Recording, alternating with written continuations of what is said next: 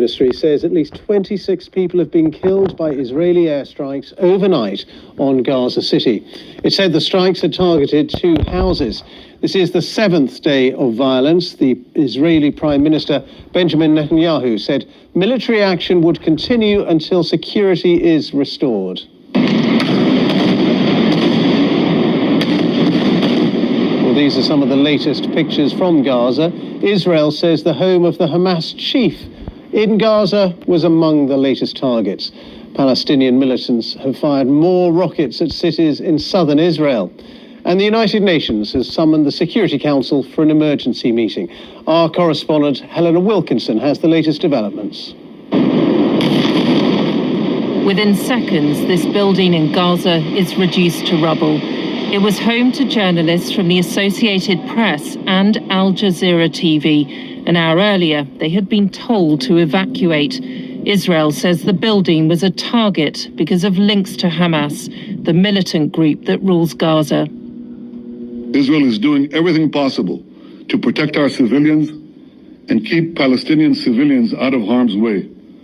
We demonstrated this yet again today when we warned civilians to vacate the building used by the Hamas terror intelligence. They vacated the premises before the target was destroyed, and that's why you don't hear of casualties from these collapsing terror towers. There have, though, been civilian casualties on both sides. Early this morning, Israel targeted a house in Gaza that it says belonged to a Hamas leader. Palestinian health officials say that at least 3 people died and many others were injured. In an earlier Israeli attack, Mohammed al-Hadidi lost his wife and 4 young sons. His baby son, Omar, who's just 5 months old, was the only survivor. In Ramat Gan, a suburb of Tel Aviv, a Hamas missile killed a man in his 50s. He was reportedly hit by shrapnel in his apartment. In Sheikh Jarrah, there continues to be anger and tension. Attempts to evict Palestinians from their homes in this area earlier this month helped start the escalation to the conflict. US President Joe Biden has spoken to Israeli and Palestinian leaders ahead of a UN Security Council meeting later today. But with neither side appearing to back down, the quick breakthrough seems a distant prospect. Helena Wilkinson, BBC News. Well, the BBC's Paul Adams is in Jerusalem, and I asked him if there's any sign of the conflict coming to an end anytime soon. Well, you look at the exchanges overnight and you would have to conclude no, but I think there are some signs. There is quite a lot of diplomacy going on at the moment. The American envoy Hadi Amar is in town. He's meeting senior Israeli officials today. Interestingly, he met Arab Israeli leaders last night, it's reported. That's a highly unusual meeting, which he heard their grievances, which aren't just about the situation between Israel and Gaza, but also about the condition of Arabs living in Israel. So that was an interesting aspect of his diplomatic effort. There are also efforts we know involving the Egyptians to try and broker some kind of ceasefire.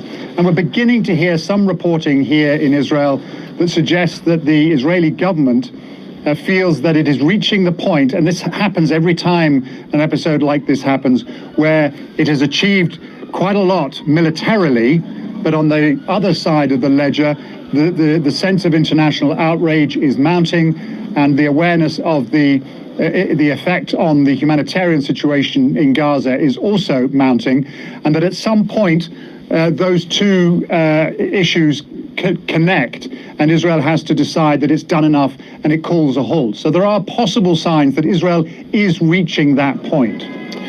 As you suggest, Paul, there's a real cyclical pattern to these conflicts between Israel and the Palestinians in Gaza. And even when this one ends, the likelihood is there'll be another one unless there's some attempt at some sort of lasting solution. But that doesn't look very likely.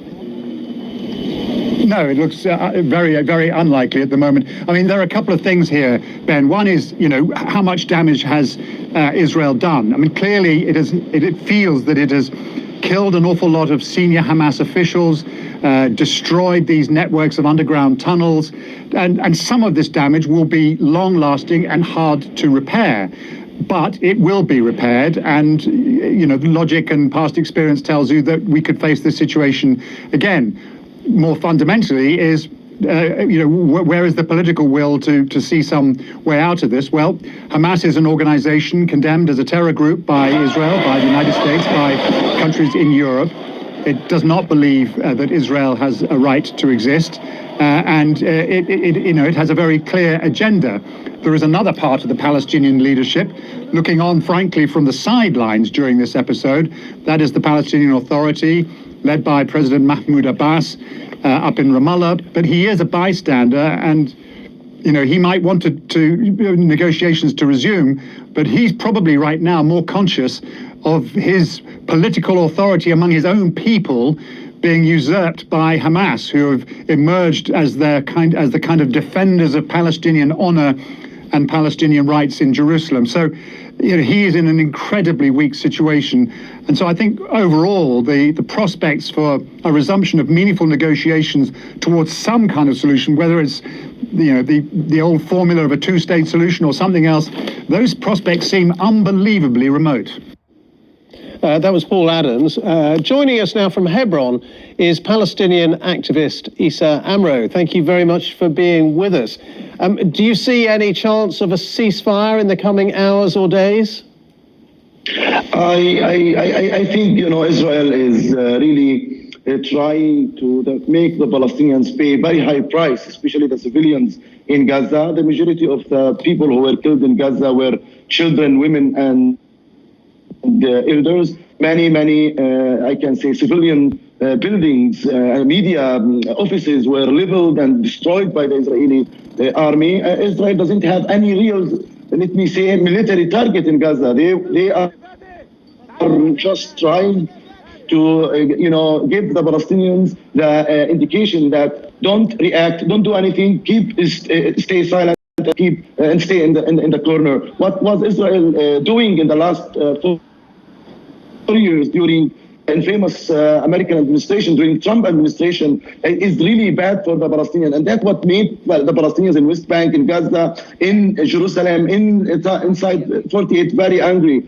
Let me summarize what Israel did in the last 4 years, and they are doing till now. One of the main things they did, they unified Jerusalem and announced it as the capital of Israel. They started with the annexation plan, to annex West Bank, to annex Hebron, for example, without me as a Palestinian, to their own state. And their annexation didn't stop after Trump left. Their annexation is now, we call it de facto annexation. More infrastructure for the settlements is going on, bridges, roads, more settlements. So Israel continued doing that even after Biden came to the office in the United States. Israel, at the same time, was announced by many organizations, human rights organizations, Amnesty and Human Rights Watch, as an apartheid. They issued the nation-state law against the Palestinians inside Israel. They are not equal, the Palestinians, even in their own country. They don't feel equal. They don't get equal rights. House demolition, settler violence, all the time. We are suffering. Really, we were squeezed. We were pushed to the corner by Israel, and Netanyahu and his right-wing government is really getting more power, and we see more extremists, Kahanists, okay, well, let's just focus on what's happening in Gaza. You mentioned the word extremists. Israel would say that Hamas are extremists. Hamas are firing rockets into southern Israel. Would you say to Hamas now, stop firing those rockets? I can say it, let me say openly, that all violence is because of the occupation, because of the oppression, because of the brutality of the Israeli occupation in Al-Aqsa Mosque. You didn't see how the Israeli police treated the Palestinian worshippers, elders, women, children. They went to the Al-Aqsa Mosque. They were beaten, they were injured. I saw the women, how the women were treated badly today, yesterday, the day before, and every day in Sheikh Jarrah. They are trying to force displace the Palestinians. And I can say that Hamas is a result. Let's go to the roots of the conflict. Let's go to the roots of the problem. But my question was, would you say to Hamas to stop firing those rockets into southern Israel?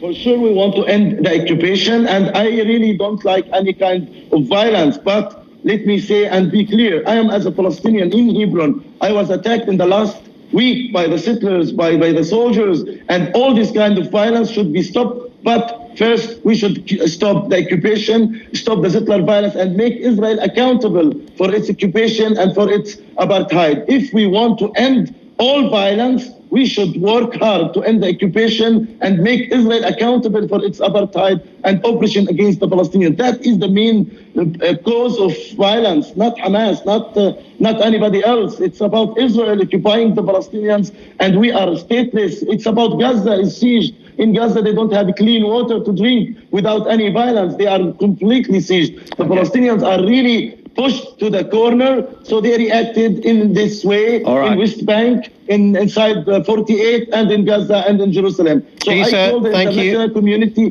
to intervene and put high pressure on the occupation, not on the victims of the occupation. Okay, Issa Amro, thank you very much for joining us from Hebron. Thank you for your time.